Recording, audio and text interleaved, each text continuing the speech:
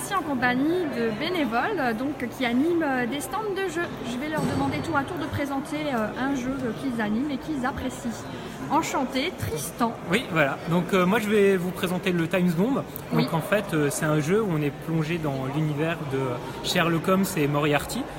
Où en fait on va avoir deux groupes, les gentils et les méchants, Oui. et on ne sait pas qui est gentil et qui est méchant. Chacun donc connaît son personnage mais ne connaît pas les autres. Et c'est un jeu où on va devoir faire confiance à des gens, mais qui est aussi un petit peu un jeu de manipulation. Et des fils vont être coupés tour à tour, et les méchants pour gagner vont devoir découvrir le Big Ben qui va faire exploser la bombe, et les gentils ça va être de désamorcer les bombes au fur et à mesure. Donc la partie elle dure entre 10 et 15 minutes et elle garantit de bons moments de rire, et puis à la fin lorsqu'on découvre qui est gentil et qui est méchant, il peut y avoir des surprises. Voilà. Merci bien à toi. Et on passe à Christelle. Bonjour, moi je vais vous présenter Codename. Donc, c'est un jeu de réflexion qui se joue par équipe. Donc sur la table vous avez 25 cartes différentes et le but du jeu est de faire deviner un maximum de cartes sur la table mais avec un seul mot. Donc voilà, ça effectivement nécessite pas mal de réflexion et ça peut donner aussi pas mal de fou rire. Donc c'est un jeu vraiment sympa et qui du coup, de par son concept, est limité. On peut y rejouer tant de fois, on ne s'en lasse jamais. Merci bien à toi, Christelle. Marilyn. Je vais vous présenter le Dice Forge. C'est un jeu où on est plongé dans l'univers antique.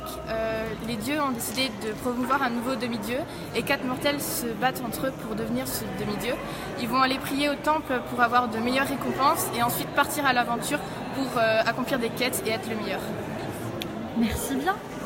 Marine. Bonjour. Donc moi je vais vous présenter le Château Aventure qui est tout neuf, qui est encore emballé et que j'ai acheté aujourd'hui. C'est un vrai plaisir. Donc c'est un jeu de rôle simplifié. L'idée c'est qu'on a un maître du jeu qui a 12 scénarios en main. On choisit lequel on veut faire et en fait on ne connaît pas son objectif. On va le découvrir en cours de partie. L'idée c'est simple, c'est que tous les joueurs autour de la table vont donner des commandes, un peu comme si le maître du jeu était un ordinateur.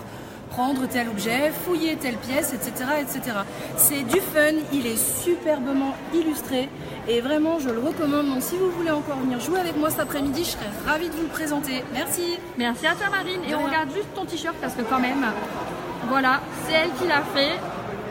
Son petit t-shirt, comme une grande. Voilà, merci. Et puis voilà, on passe à Nathanaël. Bonjour, moi je vais vous présenter le Mysterium. Donc c'est un mélange entre le Dixit et le Cluedo, où dans un manoir il y a eu un meurtre. Le fantôme de la victime va devoir essayer de faire deviner son meurtrier par le biais de visions à différents médiums, donc du coup qui vont essayer de trouver ce meurtrier. D'accord. Bah écoute, merci et merci à tous.